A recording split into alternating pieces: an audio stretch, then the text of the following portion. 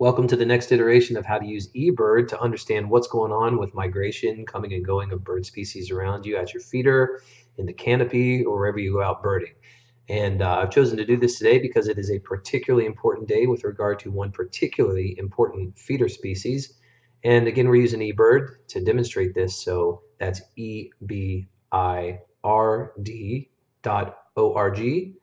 This is the main page, the home page. I'm going to click on the Explore tab.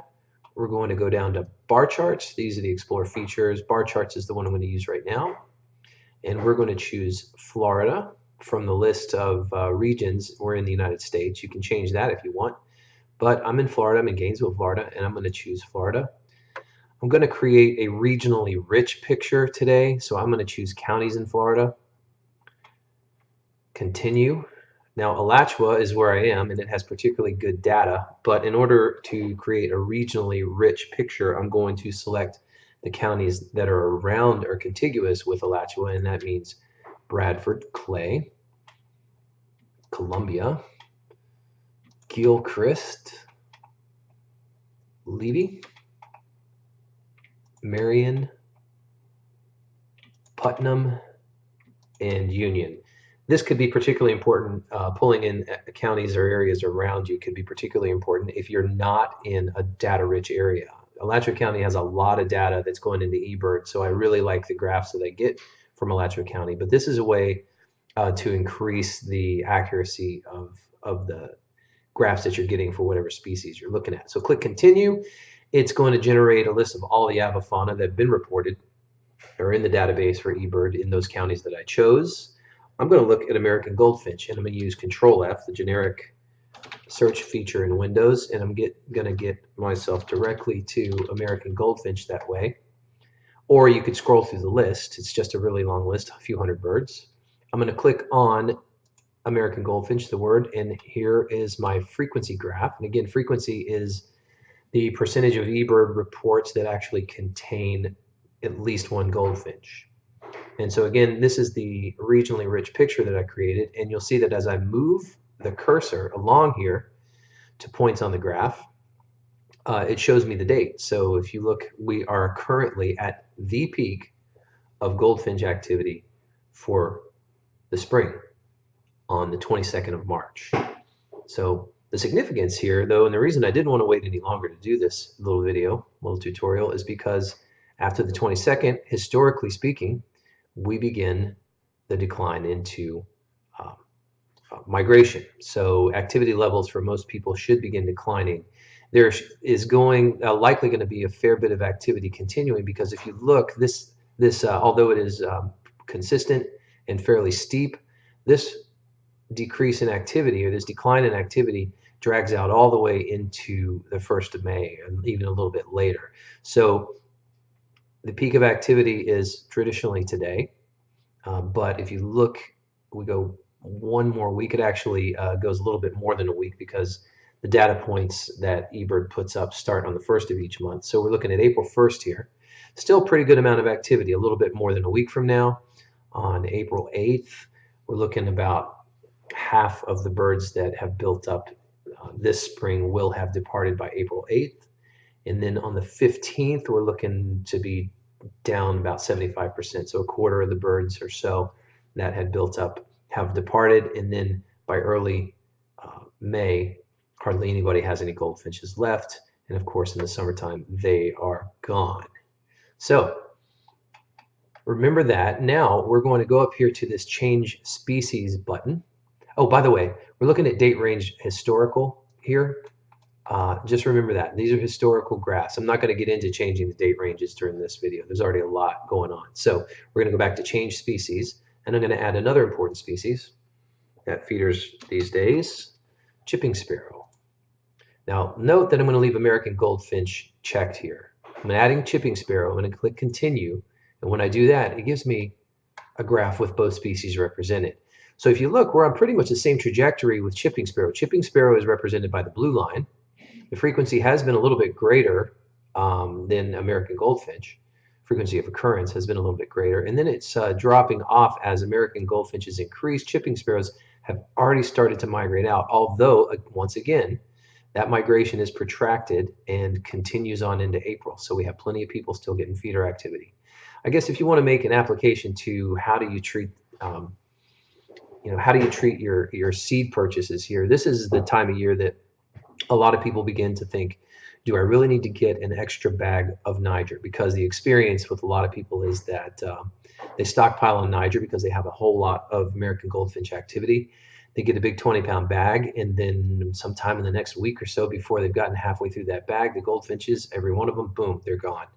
Other people hang on to goldfinches for this entire protracted migration window, and they will easily go through that bag of seed.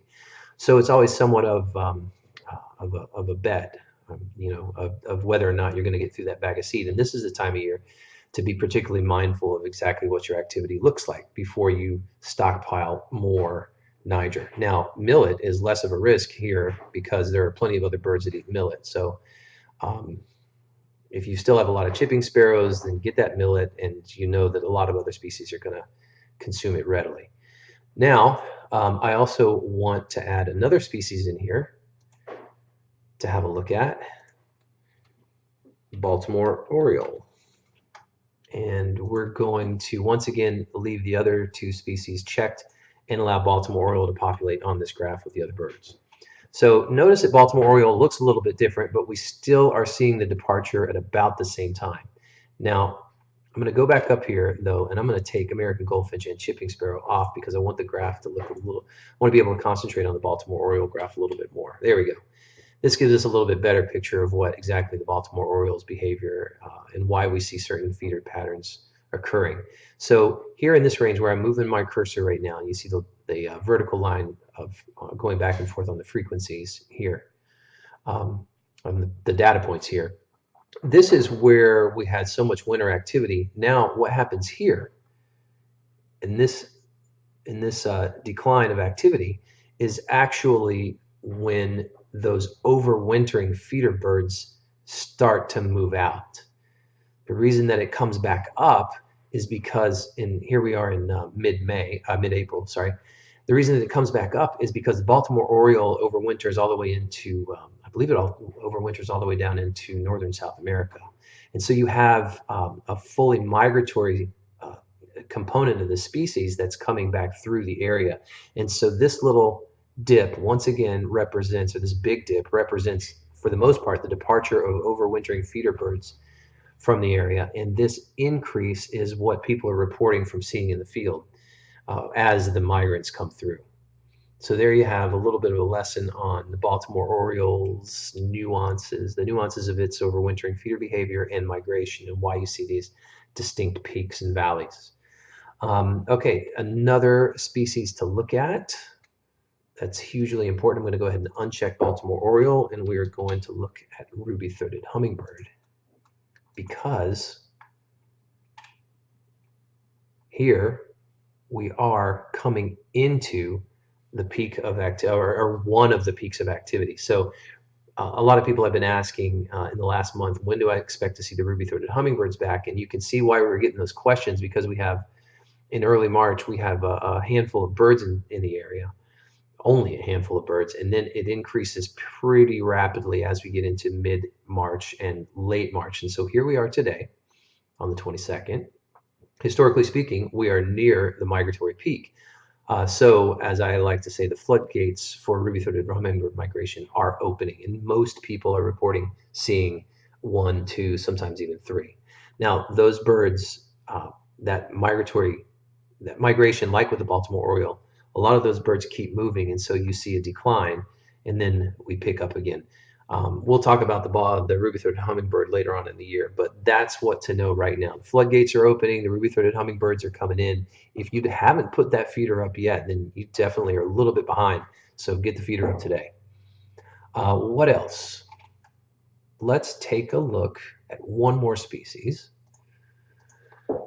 I'm going to type in the 4-digit Bander code for Indigo Bunting. If you don't know Bander codes, then just type in the whole name. Indigo Bunting is going to show us a little bit different kind of graph. I actually want to graph that with, let's graph that with American Goldfinch.